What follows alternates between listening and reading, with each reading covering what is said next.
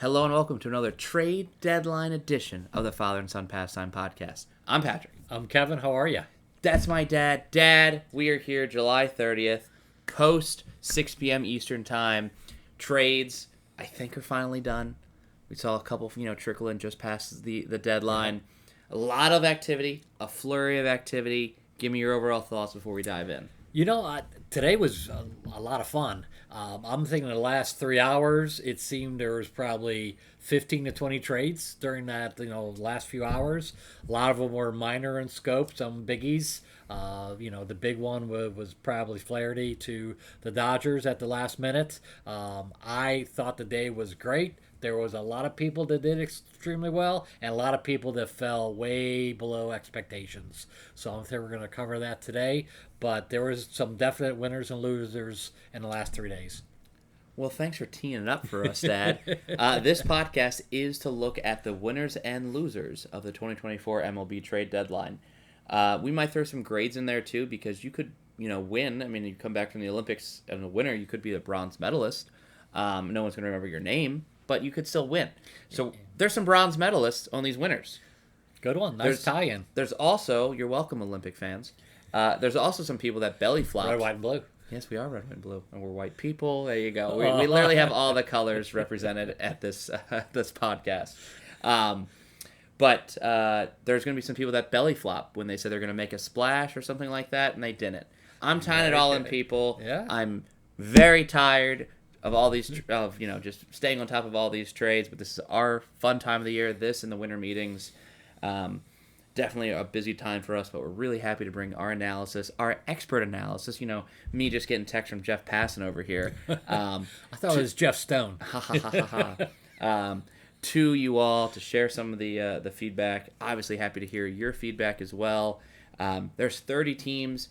If we don't hit every single trade, if we don't go deep dive on your AA prospect that you got or you gave up, we apologize. We just don't have the time or the breath to kind of get through all that stuff. But let's start positively, Dad. Surely. You certainly are a positive person. Takes after my grandmother. Let's start the buyers. Who were the winning buyers at this deadline? Who really made out well for their 2024 chances? I say Dodgers. I say Seattle. I say Kansas City and the Orioles. Dodgers, Mariners, Royals, Orioles. Top four. Top four. Do you have more than that? And we can just look at those four first, too, if you have more than that. Let's go those first four first, Patrick. And then after that is just a skosh below, as my grandmother used to say. Okay. And then, I think there's some teams that, were doing really well and then probably could have made a couple more moves. But those are my top four. So those would probably be your A's, is what you're saying. Yes, there are A's. Well, why don't you pick an A? Not that we're talking about the Oakland A's just yet. Pick one of those top four teams, Dad. Give me your thoughts, and then I'll kind of also weigh in if I agree with your grade. Okay, we're going to start locally with the Baltimore Orioles. I really thought they added to their team. I think they did, when they're under the Angelos ownership, they didn't do anything ever at the deadline.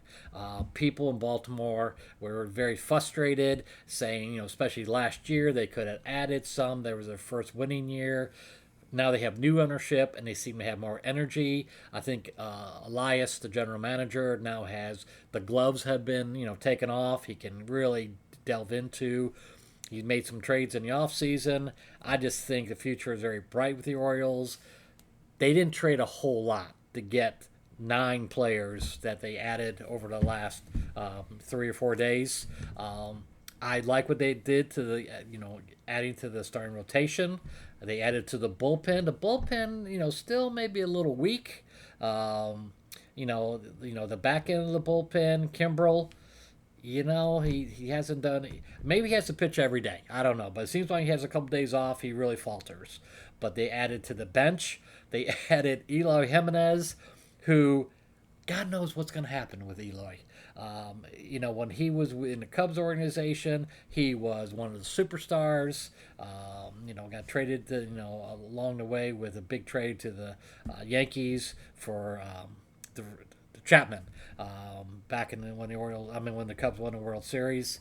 But I think the Pache, I think it's going to be a nice addition. A defenseman, defensive player coming out in the 7th, 8th, 9th inning. A little bit of speed.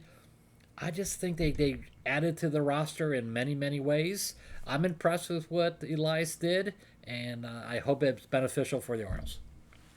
I figured we'd have some East Coast, local Baltimore bias first. So it sounds like you would give the Orioles an A, Dad. I would. I would give them a B plus, and I think it's because they did too much. I think it's almost like we know we barely got our feet wet. We barely did a trade at anytime that they've been competitive in this 21st century, they haven't made more than 2 trades. So they haven't ever really been all in. They haven't pushed the chips in. I still don't think they pushed the chips in. I think they just did a lot of fuzz the radar types of moves that's not fully clear. And I think because that I didn't fully understand every trade. Why did you get Austin Slater? Why did you trade with the Phillies 2 days after you just traded with them with Hayes? So I think there were opportunities for improvement, and obviously in an A test and an A paper, that's what's called acing it. You crush it. You can't do anything better. I think the Orioles could have gone better. I think there could have been a splashier trade. There wasn't a playoff starter added, in my opinion. I think there's obviously upside with Rogers and Eflin. I don't know off the top of my head if either have playoff experience. Eflin does. Okay, I'd love. Thanks for sharing that. I'd love to see kind of how well he did, but it wasn't someone that I thought could take a ball in a game 1 or a game 2. Yeah, he's more 3, 4, 5. And that's, if the Orioles aren't fighting for to make the playoffs like some of these teams, like the Cardinals or the Red Sox, the Orioles are in the playoffs, and none of their trades today signaled to me, hey, let's go get a championship. It's almost like, let's get to 98 wins, which nobody cares. Nobody cares if you win 90 wins anymore or 98. Do you come home with a trophy? So for me, good but not great. Maybe a little, better than good. B plus. Lot to call home about. But there's some interesting reflections on this grade. But they're up there. I appreciate that, Dad. I concur with you with the Dodgers being an A. If you would like to take this one again, I can happily take it. They added so many pieces. They had depth. I love Tommy Edman. I know he's been injured all year, but when he's healthy, I think he's controllable for one more year. I love him. Gold Glove defender. They have so many Gold Glovers on this team now. Edman, Jason Haywood, Freddie Freeman, Mookie Betts. I mean, there's some really talented defensive players on this team. I like the addition of Rosario. I obviously like the addition of Kopech and Flaherty. They strengthened their strengths. I think everyone said they needed another starter. Flaherty's not going to get game 1, game 2. But if there is another major injury, it's almost like protection. They one of the few teams that weren't trying to keep under any luxury tax. Not with LA, yeah. They didn't give up anything major. They didn't give up Gavin Stone. A lot of people thought they would have to give up Gavin Stone, like a proven starter, kind of like they did with Pepio for Glasnow. They didn't have to do that. So I thought all their trades were they won, and they came out, for me, a top 3 team at this deadline. Kopech, I think, might be, in my opinion, him and Flaherty, I think, are the key players. Great to have that kind of closer. Again, they came out and they've had so many injuries. Apparently, their infield really needed some help. They addressed that. They always wanted more pitching because some of the guys are just coming back from injuries and all that stuff. I think they're building for September. So all these guys, when everybody gets healthy and everything else, September is when they kick it in gear. I think the Dodgers are a team to look out for once we get to September. Yeah, they're always fighting for the World Series. They are another team that know they're in the playoffs. Dad, you had obviously the Royals and the Mariners. They're more B teams for me, so pick either one of those and tell me more. Let's go with Kansas City. Okay. Again, you always want to root for an underdog, and that's just who I am. Kansas City is one of the teams I thought had a really good chance. Last year they were not good. And all of a sudden you could see that the second half of the year they played a little bit better. They have some young stars, Bobby Witt, and then all of a sudden this one, I think they started the trade deadline getting Hunter Harvey from the Nationals. That was a great trade. I think first one of the trading deadline. They got a nice little pitcher, Lorenzen. They got a relief pitcher, a reserve infielder as well. They address some needs that they have to give them some strength in the bullpen and strength on the bench. That's what Kansas City needed, is some veteran players. They did that. And I think, you got to give credit to the GM. He's made that team probably an 85 to 90 win team this year when no one gave him a chance to do that. I like the optimism. That sounds like very, very Kevin analysis right there. Their pickups were fringe. Necessary. I think I remember the Kansas City of the World Series team of the 2014, the 2015 dominant Kansas City Royals that had a great payroll. And I think they could have acquired some additional contracts if they wanted to. I mean, they could have been in for Eloy. It's funny that they called the White Sox and asked for Paul DeJong to basically be the DH when Eloy Jimenez could have been there. So, interesting. They kind of chose the cheaper option. I thought they really could have improved their bullpen more. If you're a deep, follower of ours, I thought Mason Miller before the injury would go to the Kansas City Royals. They go with a different athletic with Lucas Urseg. Decent, but they still don't have that put-away closer. MacArthur has not been great at all. I mean, their bullpen, I think, it's improved minimally. It went from, if it's a minus grade, it went to a plus grade, but it didn't change a letter. I like the addition of Michael Lorenzen, classic swingman, seems to be traded all the time. We'll get to Texas soon. They have a great rotation. They could definitely be a playoff team. My worry is the bullpen. And a good playoff team is just going to walk Bobby Witt. It's unfortunate that that's a way to get around someone in baseball, but there are obviously people that can still hit on that team. Salvador Perez is one of them, but I think they could have gave Witt a little bit more protection in that lineup. Yeah. So for that, my reasons, not an A, but a B. Cute little story. Hunter Harvey came from the Orioles organization, was a starting pitcher. Saw him pitch in Bowie. He used to throw 99 at Bowie, and then all of a sudden went through some arm injuries, and he had 2 or 3 years that he just couldn't get healthy. Now he is healthy. He has a chance to be that closer. He still throws hard, but when he was, a high draft choice for the Orioles, he threw heat. So I think they're going to give him a chance to be the back end of that bullpen and see what happens. I will take the Mariners then for you. I gave them a B+, so we're really close in that grade. Obviously, they made a big splash with Randy Rosarena, taking him from the splash touch tank. What's the nickname you called him before? Randy Land. Well, Randy, that was the trop. That was great, though. I love it. I didn't come up with it, so I can't take credit. I know, but it's great. I really thought Justin Turner would be a Red Sox or a Dodger again. I think having him as a corner infielder DH was a great pickup. Yeah. They improved their bullpen, which is kind of interesting. They always said that they developed their own relievers. It's interesting to see him trade for some. I thought they could still use another bat. That offense doesn't threaten, doesn't scare me. Literally, they had the division for half the year, and the Astros finally have come back and overtaken it. If I'm the Seattle Mariners, I would take that offensively and act as so. A Rosarena, great name, not having a good year. Justin Turner, 39, still like him as a player and as a person. I just think one more significant bat. Mark Canha was available for nothing at the last minute. Pick him up. I thought that just a little bit more pop in those pickups would have pushed them over the edge. I like giving them a B+ because they kept their rotation together. They even kept Emerson Hancock, much to my chagrin.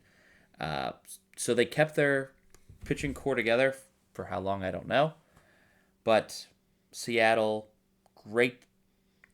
just great with a lowercase g deadline for me.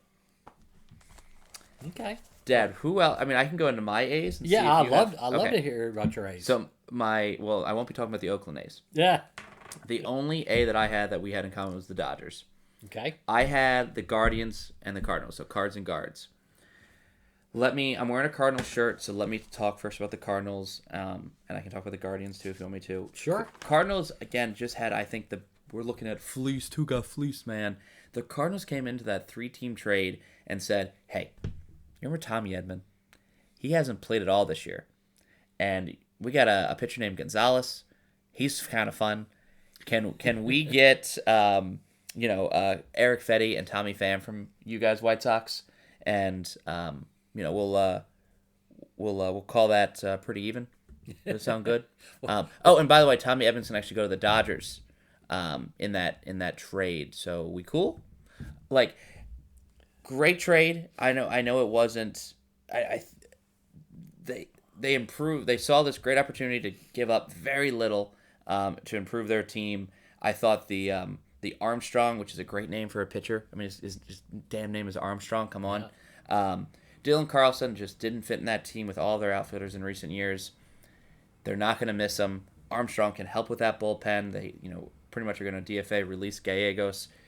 I like the Cardinals improving. I hear the argument, if you're not an A, you're like, they didn't do anything to challenge the Brewers. Totally hear that argument. But I thought, seeing where they were last year, selling their team, and now being a buyer, being a competitive buyer, I was impressed. I'm willing to give them an A. No one gave them a chance at the beginning of the year. Sure. A lot of people having last. So, yeah, the Reds above them for sure. Yeah. Any additional thoughts? What did you have, Matt? Just throwing out grades. I had a B. Okay. I thought they would do a little bit more. Again, they have a real solid lineup and everything else.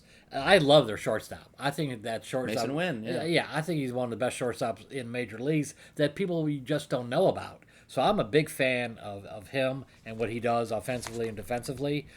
I just think that hopefully injuries don't come back. They have an aging lineup, so I think they're going to be okay. They may challenge the Brewers, but Brewers right now, I think, like 8-game lead. So we'll see. I think they're firmly in the wild card hunt and everything else. The other A was for Cleveland, the Guardians. Again, on paper with all these names going around, I can easily see how the Guardians are going to... Tomorrow's newspaper is going to have him as a B because some beat writer for the USA Today didn't give him enough time or attention. They needed an outfielder that can play defense and can hit. Lane Thomas was available. They didn't give up much. They took a risk on Alex Cobb, but they gave up some low-level minor leaguer and a player to be named later. He should be back in 2 weeks. Yeah. Regardless of how he pitches, he is just like how you get a bat for the lineup to protect some people. You're extending the innings for those young arms of Bybee, McKenzie, and Allen. That's very important for a ball club.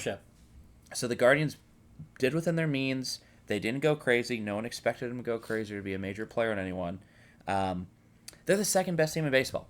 I think when you are dominating baseball, I mean, these people are one game away from the Phillies, who people are like, oh my God, Phillies World Series favorite.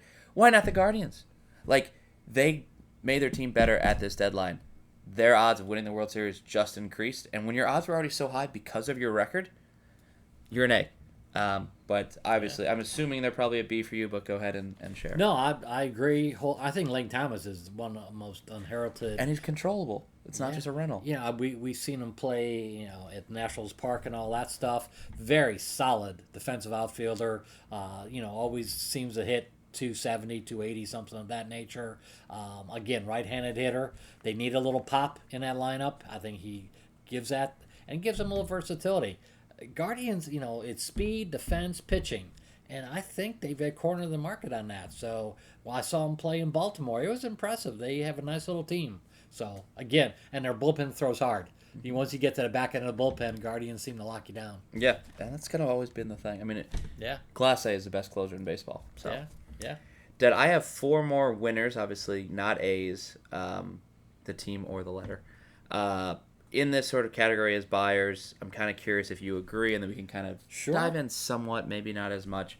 But I have Boston, the Padres, the Pirates, and Yankees as winners to some extent. What are your thoughts on those 4 teams? Agree with me or disagree? Agree, and I would add the Phillies to that, your 4. I'm glad that we talked about the Phillies. The Phillies, to me, are a loser of this deadline. We will Okay. get into that. I know I just lost all of my Philadelphia love support, the city of brotherly love. But I'll get into that later when we get to the losers. I actually want to. I know we're so positive right now, but I want to get a little negative because I just entered it talking about Philly. The Yankees, I gave a C. Interesting. And primarily it's because I thought they should have done more. And the players they added, I think it's too much personality in New York. Interesting. I think when I was hearing the Verdugo rumors, I was like, that makes sense. Or, it's too many spices in the pot. Too many notes playing the music with the Jazz? Sure, whatever. Never heard that one before. But, I mean, Verdugo's a personality, right? Yes. I think in some circles, Gleyber Torres is a personality. I think Anthony Rizzo can be a personality. Judge, Soto. Then you add Jazz Chisholm, who has not the great relationship with media, very hot-headed, very egotistical. I think all these players, by the way, are egotistical in some regard. Can he add a little speed and energy to that lineup? I think he can add speed. If energy to the lineup is like athleticism, absolutely. Okay. If it's energy to the clubhouse, I don't know. I think it's just too many spices, too many flavors, where it just overwhelms you. I think it's just too much for Boone to manage. I don't see this team acting like a team as they get into the dog days in September. I do still see them making the playoffs, but I have them as a first-round exit. And I really thought they should have made different moves. They should have made more moves. And it was weird to hear all these rumors that, like, Nestor Cortez could get traded. Yeah. I thought they really would be after a closer to see Tanner Scott not go to Baltimore, nor the Yankees, but to go to San Diego. I don't know. I just thought there's more they could have done, more they should have done. It's like one of those things. We got this guy named Jazz Chisholm. Oh my God, he's Bahamian. It's awesome. Like, he's the best Bahamian baseball player ever. And then, a Yankee fan goes, well, he's going to be good for the team. And the guy goes, Do you think New York fans will give him a chance, though? I do. Yeah, I do too. Because that's a pretty international city. Yeah, I don't know about Bahamas, but yeah, I think it's, welcoming. Yeah. Did you have them? You looked at me when I said C, a little shocked. I would give him a B or B minus. Okay. I think Leiter will help them in the bullpen. He is a veteran reliever, and he's done well with the Cubs. I think that's an added, but they could have done more. Again, I don't know why they have the resources. I don't know why they stopped. Doing what they think today. They made early trade and then one minor one after that. I thought they would be more active. I think the easiest one out of these next two to talk about is Boston. Boston's a clearly B, putting that fun little, font B for Boston. They didn't do much. I didn't expect them to do much. They're performing above expectations after all the injuries this year. Getting Paxton for nothing. Getting Lucas Sims, a nice bullpen piece. I think they gave up a little too much for Garcia out of Los Angeles. That worried me a little. Jansen was an interesting pickup, but it made Reese McGuire leave. So there was movement. There was effort. Usually, you write a strong paper. You don't have the great syntax, but you have the energy, the effort was there. You might end up with like a C plus or a B, and I think Boston kind of did that. The big win for Boston is they didn't trade away any of their top prospects because I think deep down they know this isn't a year to contend in the World Series. If they make the playoffs, that's a win, but it's not the expectation. Okay. So I think I'm kind of using that meter to help with the grade. That it almost feels like I'm grading on a curve. But yeah, so Boston was a B, maybe less for you then? The only thing that I worry about is Jensen. Wong is doing such a great job behind the plate. They're saying that they might put him at second base and change positions and all that stuff.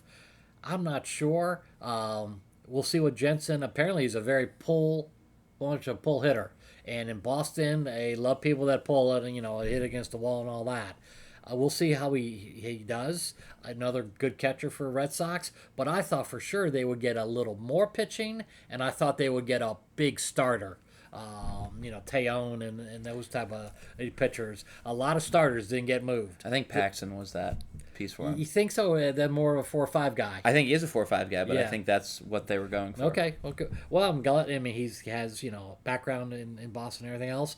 I think anything that Boston can do to inch towards the wild card is great. No one expected that kind of winning record.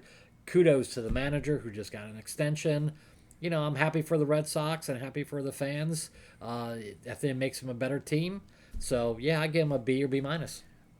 Another reason I thought B, thinking about how much they gave up for Garcia, they did not get Luis Rengifo. I almost would like if they gave up those 4 to get Rengifo in that mix too, because the middle infield is still young and largely unproven for me, and having a versatile utility man of Luis Rengifo with a little bit of pop would have helped. But again, I don't think this team. It's the Angels we'll get to obviously, but they could have traded a lot more. But they didn't. Yeah. Dad, just looking at time. Let's keep going. Padres, I gave a B plus. Pirates, I gave a B. Who would you like to talk about? Padres. I think that GM is a unique guy. We saw the Padres over the weekend in Baltimore. They have a nice lineup. Mm-hmm. They got 15 shortstops. Yeah. And it's like a softball team. Yeah. But they hit the ball hard. They seem to, hang together defensively, and now they added some really nice pieces to the bullpen. I think that's what they were looking for. Apparently Tanner Scott going to the Padres was a great surprise that he ended up in San Diego. Jason Adams is a nice little piece that I think came from Tampa Bay. Mm-hmm. So, again, the Padres had a little shortcoming in the bullpen. They addressed those needs, but the everyday lineup is a really offensive lineup that scores a lot of runs. So that's what we saw in Baltimore against a good pitching staff. So good for the Padres to pull off what they did. The general manager always pulls a little bit of miracles. Preller, did you have them I have them B. Okay. I thought Preller was going to do more, so it almost feels like a slight bias that Preller didn't go get another Soto. He didn't go get another 18th shortstop. I thought an underrated pickup is a Martin Perez from the Pirates, who were supposed to be contenders, and the Padres are like, well, we'll take them because, Cease is dominating. They have a really good team. Yeah. I think the Padres are playoff bound. They had some weakness in their bullpen. They improved it. I was surprised that they didn't add anything offensively, but maybe they just felt like they could, be okay until Tatis gets back. And Darvish is coming back, hopefully soon. Yeah. So there's a lot of hope for this team. B plus kind of gives me they did enough for me to say they're trying for the playoffs. Yeah. Pirates, Dad. Pirates are kind of a question mark because I just said we're talking about Padres, Pirates. One of those people, that move teams is Martin Perez. The Pirates, people think they have pitching. Yes and no. Skeens can't pitch every game. Mitch Keller is good, but wasn't like he had when he had Cy Young votes last year. Yeah. Jones is, I believe, injured right now. So there's still a good 3 there. Falter's a 4-5 guy, and they kind of trade Martin Perez, who was a 5 guy. So they didn't get pitching, which I think they probably should have, to be honest. Just a relief pitcher. One of those guys goes down, so they're definitely not making the playoffs. Getting Jalen Beeks, getting IKF, getting De La Cruz certainly helps their offense. I know they needed an outfielder /DH, I guess, a bat. It was great to see them buy. I think that's probably why I'm so kind of high on their grade. Yes. I don't think it was enough to do better than the Cardinals, catch the Brewers, and I think they'll have a good 500, 505 type of season, but I don't think they'll make the playoffs. I like what they did because it's great for the fan base.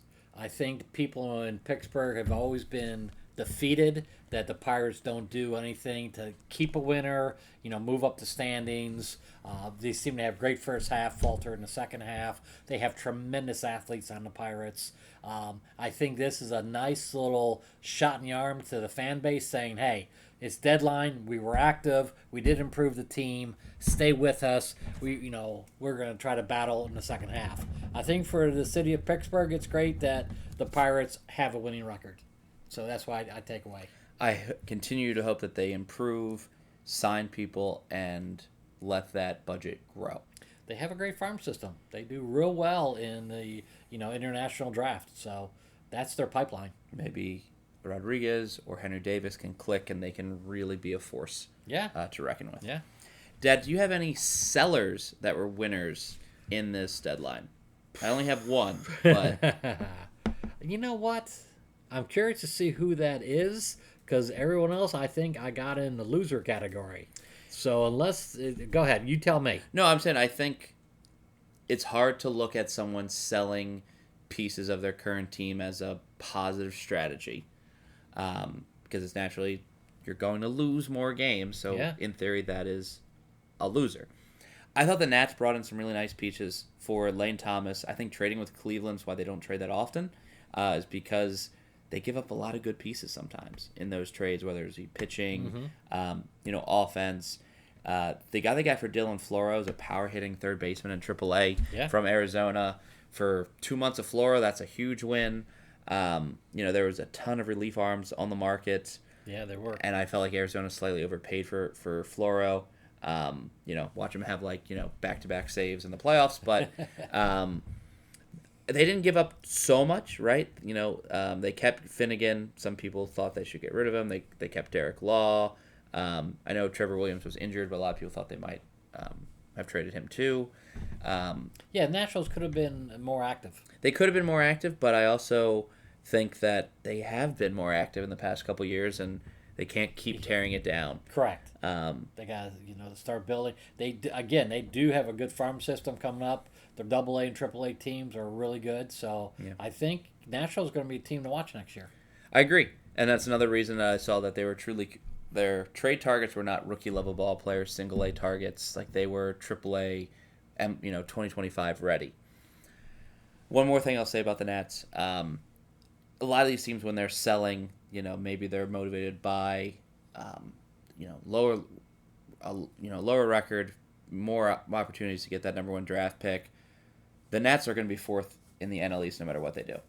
They can't get worse than the Marlins, and they're not going to catch the Mets. Yeah. So they're literally, however they do, the next 50 games, they'll be in fourth place come October 1st, guaranteed. So they didn't need to, let's tear it all down to increase our chances to get a better player. No, they're just we're not going to do better. And if we sell, we're not going to do better. So let's sell a couple things for the right pieces. Bada bing, bada boom. Yeah, build a farm system. Dad, let's stay on the selling mindset as we switch kind of right at the 30 or so minute mark of the podcast. As sellers, besides the Nats, then, was everyone else a big loser for you? Yes, and I have kind of like the top three. Tell me. I think Minnesota really. They were not sellers though. True, but I'm just doing losers. All right. I mean, we can No. I want to hear how you want to talk about the Twins. Apparently, the Twins are in a position that they could kind of go for a wild card, and this was an opportunity to build, especially their pitching staff. They added one player, and I keep reading that it's financial, that the TV contract didn't work out in the offseason. They're strapped for money, all those type of things. But here's a team that I think is 7 games over 500, and they didn't do anything to kind of push them in the Central Division.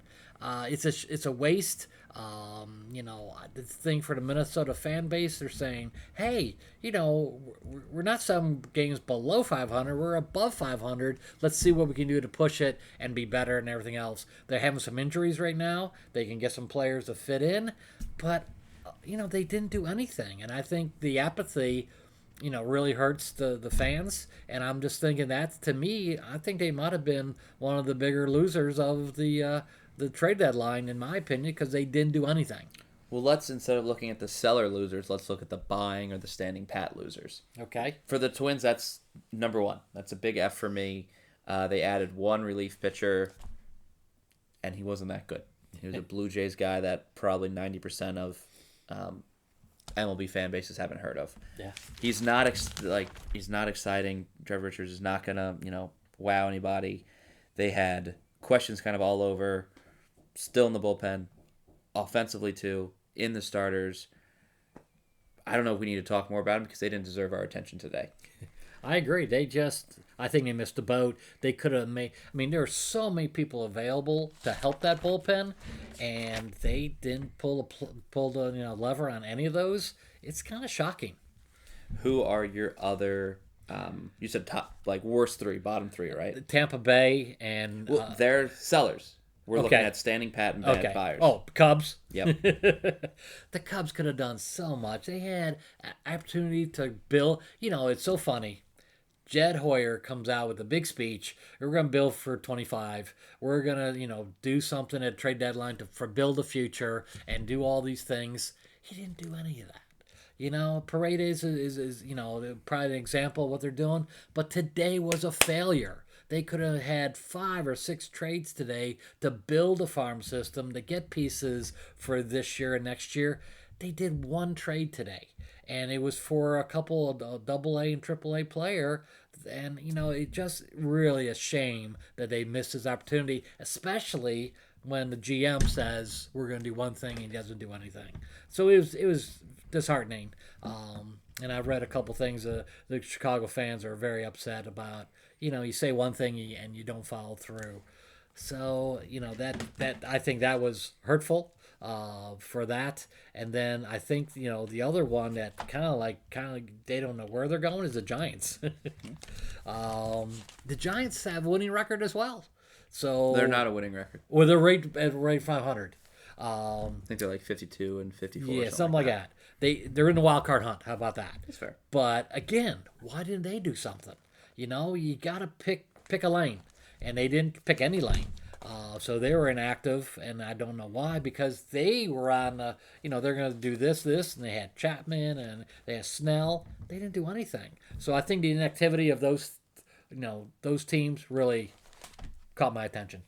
We're on the same page. I cannot stand teams that try to do this buy-sell bullshit. I'd rather have you commit to a lane. I mean, even if the Cubs, because I thought they were committing to be buyers with Paredes, and then they weren't. The Giants, very similar mindset. Let's trade Cobb, even though he's back in 2 weeks, but let's get Canha. Let's play around with some other ideas. Let's throw out Michael Conforto in trade talks. The Cubs did the same with Tejon and Hector Neris and Drew Smiley. Maybe nobody wanted these people. How about Snell? Snell is another great example of the Giants. It's almost like they put these trade opportunities out, and they're like, all right, if people want this, we'll sell. And if they don't want it, I guess we got to buy. But we were just on another podcast giving our opinion on all the trade deadline and reactions. And I said it's like these teams had 2 assistant general managers, and one was told to buy and one was told to sell, yet neither was given a stop sign. So both were happening at the same time. They came back after at 6 p.m. Wow, it was great selling. So what do you mean we were buying? And it shows that these very historic franchises are mismanaged. And I'm very worried about the direction of both clubs heading into 2025. I'll bet $50 on both clubs. Neither makes the playoffs. It's just two weird organizations. And Giants had such a great offseason. They really filled some needs. That's got to be very disappointing for San Francisco. A lot of that's injuries, but yeah, I agree. Well, yeah, I mean, you say the same thing for the Cubs, but at the same time, their stars didn't come through. Mm-hmm. I had one more F, and it was sort of in the same mindset, but it just felt like lowercase, buy-sell bullshit with the Rangers. Yeah, I agree. World Series champion last year. Either you have to take the Florida Marlins approach from 98 and 2004, the Nationals approach in almost 2020, 2021, where, hey, I know we were just in and won the World Series, but, Evan Carter's not coming back the rest of the year. Lauded as a Rookie of the Year, lauded as, this great playoff hitter. But let's go get Andrew Chafin. But let's sell Michael Lorenzen. Let's go get Carson Kelly as a backup catcher. It was so weird. They could have really cashed in a lot of chips Nathan Eovaldi, Andrew Heaney, some of the people in their bullpen, Robertson. I mean, you could put him Yeah. on a playoff team. Yeah. I know being at that like 45 winning percentage, 3-4 games back, 5 games back in a wild card, like that's such a tease for teams that the Rangers last year won 100 games, still were a wild card team, right? They still were, not they didn't win the division. Maybe they're just so not motivated to try to win 100 games again. It's very weird. I don't know. Yeah, they could have done a lot more, and to get a left-handed reliever for the bullpen, it's like a band-aid. They had some other issues they needed, some surgical procedures for. But again, some of these teams just did a move to make a move, so the fan base wouldn't say, "Oh, you didn't do anything." Rangers and Minnesota fit those bills. Mm-hmm. So yeah, I have so many like D's on these teams, Dad. I don't know if we want to talk really about everyone, but I gave Houston a D. yeah, they could have done more. We'll talk Phillies. It sounds like we'll definitely give them some times. I have Philly as a D. I have the D-backs as a D, putting the D right in the D-backs. Braves as a D, Brewers as a D, Mets as a D. So if any of those like caught your eye, I'll talk more about them. If not, I'll give like each team like a minute. Do it. Okay. Astros overpay for Kikuchi. Didn't add any offense. Really thought you should get Yandy Diaz or some first baseman, Bellinger maybe. Nobody played well there. Just not enough. Not enough to do anything about. I'll come back to the Phillies. Diamondbacks. I know Corbin In the World Series last year. I know. I know Corbin Carroll has not had a good year. Your pickup was AJ Puck earlier in the week, kind of good, but then you just get Josh Bell for basically money because Christian Walker's going to be out for a few weeks. So that feels like a really Band-Aid. And Josh Bell's having a bad year. Yeah. Again, none of your acquisitions made me go, oh my God, the Diamondbacks are coming. Like last year, they got hot the right time. I don't think that's going to happen this year. When I really, and maybe the next for the Braves is just a high expectation thing, but when you're Alex Anthopoulos and you have lost your best player and your best pitcher in the same year, I thought you would go buck wild. You have all this young pitching like available to trade. You got I think a second baseman named Nacho that just got called up. That's kind of fun. You pick up Merrifield earlier in July for nothing. Jorge Soler, Luke Jackson, sure. You didn't really need Soler. I mean, you have Marcelo Ozuna. I mean, that means one of those bad defensemen is going to play left field. And one will be the DH. Right, and then Kelenic may have to play center or right. I mean, it's a little interesting. They were, despite their awful streak post-deadline, I mean, they've lost so many games in the past 15 games. I thought they'd be more motivated to change that narrative, and they weren't. The Brewers, who have impressed me this year, have definitely hit their over in the over-under, should win the Central. Could have just put nails in the coffin of everyone in the Central, but they didn't. They allowed people to breathe. I think they overpaid for Frankie Montas. Yes. They lack a Game 1 playoff starter, and I think it could be very easy for a first-round Brewers exit in the playoffs. Again. When will they learn? The Mets sort of felt a little buy-selly. I wish they committed more, but they pick up Paul Blackburn, Ryan Stanek, Jesse Winker. Right. I mean, these are, C-level pitchers, players. Not going to change your season direction. They've been really good since, Grimace came out to throw out their first pitch.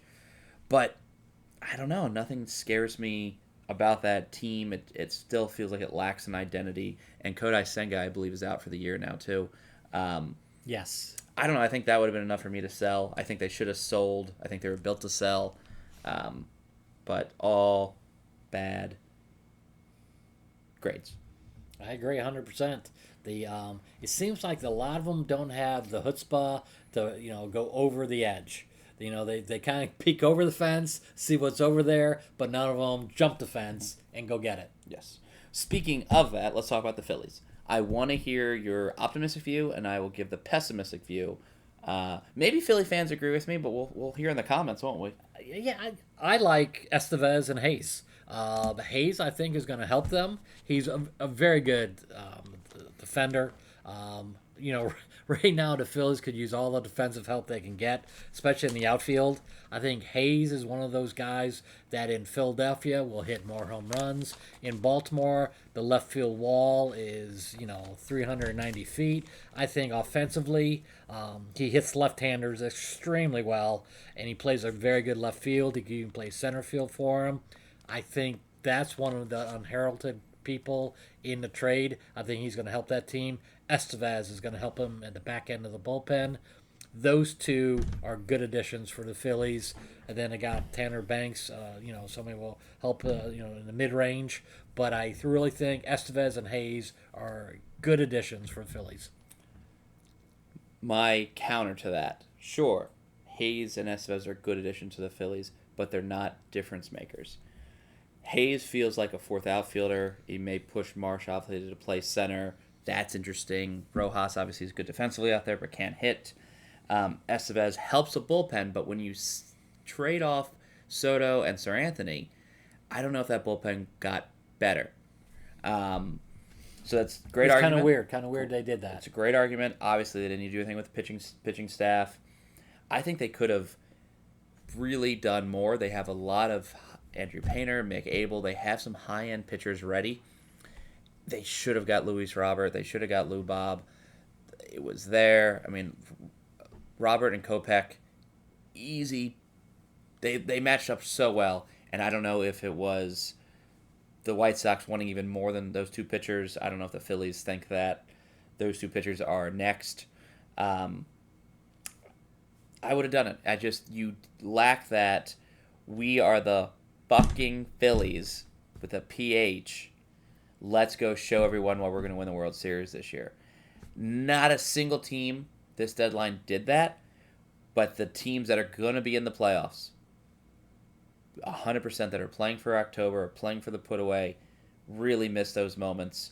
And again, Phillies did kind of a buy-sell. They traded with contenders, whatever you want to call it, but they weren't aggressive. I really expected more front-end talent coming to Philadelphia. And Dombrowski's a guy who takes a chance. Yeah. In the past with Dombrowski. Sorry, what'd I say? Borowski. Sorry. I think you're thinking Cubs. Rather than like a Borowski closer for the Cubs long ago. Okay. Dombrowski. I think he always has taken chances. So I'm not sure why he didn't do it this time. So, again, I don't know why, but I just think those two pieces, I think, are going to help them as they go far. I just think they'll be in the playoffs, and hopefully their offense will take them far. The 9 men out now, Dad, not 8 men out. The teams we haven't talked about are the big losers because they're sellers and they're losers. They're not even winning ball clubs. White Sox, Marlins, Rays, Blue Jays, Rockies, Tigers, Reds, A's, and Angels. Are we all in agreement that they're losers? Yeah, they're losers. Bigger losers than the others. You know what? The Blue Jays, I think, if you really look at where they've been in the past 3 to 4 years, and for them to sink this low, pretty bad. Yeah. The White Sox are just a horrible team. Oakland could have done so much more. They had the pieces. I don't know why they waited so long to make moves. That disturbed me a whole bunch.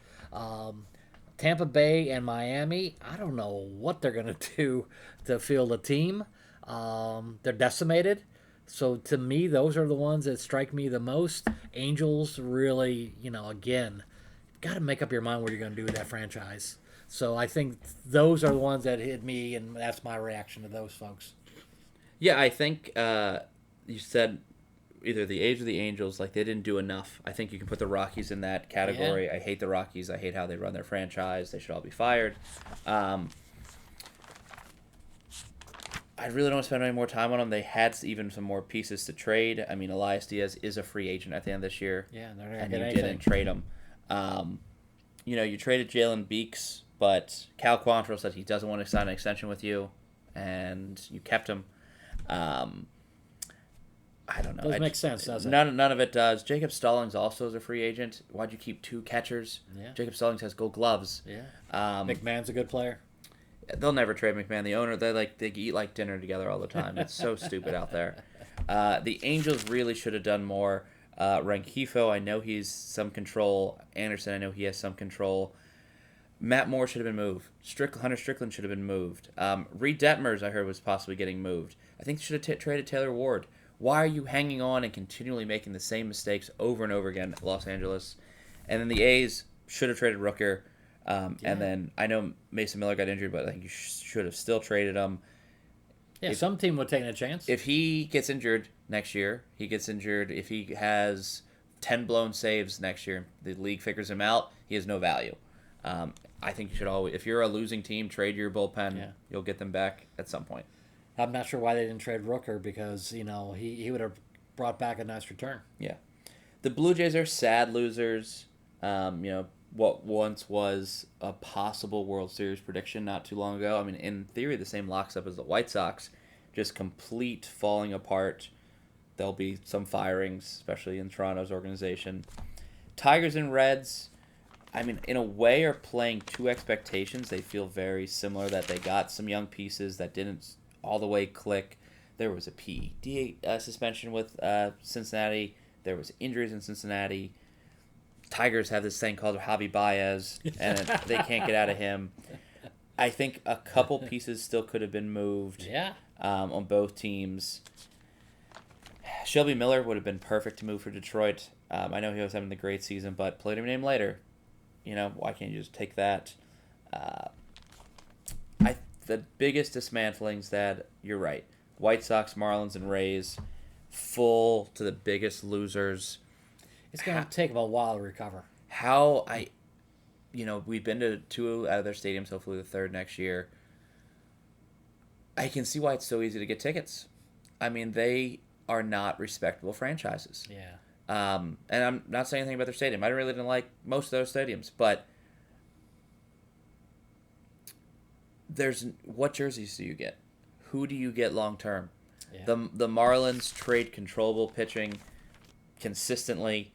Maybe some of these people click. Norby and Stowers are your high upside trades today, but your pitchers always get injured. You've traded your bullpen. I don't know who is playing first base for you the rest of the year. You'll put somebody there, I'm sure. The White Sox, I really don't have anything for you. I think you should have traded Crochet and Robert. Do a full fire sale, not hold on to your best pieces. And those players are going to be miserable playing for that team. You just lose your enthusiasm. Yeah. So they can't wait to get out of there. And the Rays, I don't understand. What I really would hate is they're good next year, because Drew Rasmussen, Springs, and McClanahan all come back to start the year after Tommy John. And then you have Shane Baz fully healthy, you have Taj Bradley, you have Pepio, you have like a litany of pitching that you could trade to get hitting that you just gave up. And that bothers me because they just get lucky, and I don't think it's talent, I don't think it's skill. Tampa Bay loved Randy, Tampa Bay loved Paredes. It's just, I get it. No power. They're losers because they sold, but they also just have no hope in their fan bases, so they're just full capital letter losers this trade deadline. That'd be lucky to get $15,000 per game. If that. Yeah. The White Sox might get 8. Yeah. If you're the Red Sox, you did enough by default to possibly make the playoffs as a last seed wild card. Because the Twins didn't. I mean, you're really looking at Cleveland and Kansas City now. I think Kansas City did enough to possibly overtake the Twins. And then maybe just, I don't know. The West is weak. I put the Astros in the CS until they're not. But the Rangers or the Mariners, in theory, could knock out the Red Sox or the Royals or something like that. It's going to be an interesting battle for last spot. Yeah. But nothing changed me like, wow, this 500 team that wasn't going to be in the playoffs is now my wild card pick. Like, that didn't happen in either league for me. Because the big boys didn't get traded. Yeah. There wasn't that impactful batter or ace starter. Right. The Stars stayed home. The Stars weren't out tonight. It was a cloudy night on the trade deadline. There's your clickbait. I'm worried about the Braves openly not making the playoffs. I think that would be shocking. They could have done more. Padres, I think, probably were one of the few teams today that I'm like, yep, I can see this being a dangerous playoff team. Yeah, they score runs. Yeah. And now they added a little pitching, but I mean that 2 to the 6 position guys in their lineup hit the ball. Yeah. So that's what I saw this weekend. So that's what you have to be afraid of. Yes. They got a little power and some athletes. Overall, Dad, I think this was an active trade deadline. It was not my favorite. No Soto, no Turner. Yeah, I was no just about to Scherzer. say that. And then you went, whoa! Yes. There wasn't any whoa moments. There wasn't a whoa moment. It was just very, very fast pace, which if you like a lot of little things happening, Yeah. it was fun. But yeah, this was not the big fish of today. A lot of metaphors in this podcast. That's right. If you listen to all 60 minutes of us, we appreciate you. I'll plug the other podcast we were just on, Opening Kickoff. It's primarily a football podcast, but we kind of go on there twice or so a year to talk about big trades in baseball. We talked about free agent signings in the offseason. So feel free to go look up them on all social media. But again, at the end of the day, we want you to follow us at Pastime Podcast _ for Twitter and Instagram, and we are the Father and Son Pastime Podcast on Facebook and YouTube. Dad, any final thoughts about the deadline? Thank you for listening, and I think you said it all. The Stars stayed home, which probably could be the headline if there was newspapers still around. But again, Guerrero was mentioned as possibly going and all that. Those type of things get the fan bases excited. It's something to talk about. Tomorrow, the fan bases, I'm not sure what will be the big story among Major League Baseball fans about the trade deadline, other than, you got these pieces, but nothing that was substantial. So I think it's a lot of little stuff like you mentioned. To wrap up, if you are a diligent fan and watcher of our stuff, when we did our trade deadline predictions, my dad won that. He beat me by 3 points. He called less people getting traded, but he called more correct teams. So more points were on his side. So he is going to get a free lunch tomorrow at Camden Yards. Big lunch. While we watch a professional baseball team play a AAA team in the Toronto Blue Jays. I would love to see what the lineup Toronto marches out with, and the lineup the Orioles have. Eloy will be there making his debut, maybe. Striking out. Well, either that or 1 for 4, 3 strikeouts, 1 home run. He's going to find that wall in Baltimore a little bit of a challenge. Think about it, because he's a pull hitter. Listen, I didn't fully understand that trade. The Orioles, Yeah. I think, just like I said, did too many trades. Yeah. Thanks for watching. Under an hour. Amazing. You're the best. Drop your favorite trade in the comments below. Interact with us a little bit. And yeah, hit us up on all our socials. Yeah. And we'll be back at playoff time. Try to enjoy August baseball. For me, not much going on. We don't really post in August. But yeah, we'll probably do something towards the end of the season. Maybe another quarterly report. But yeah, so thanks for watching. And get some rest. These trades tire us out too. Thanks for watching. Thank you.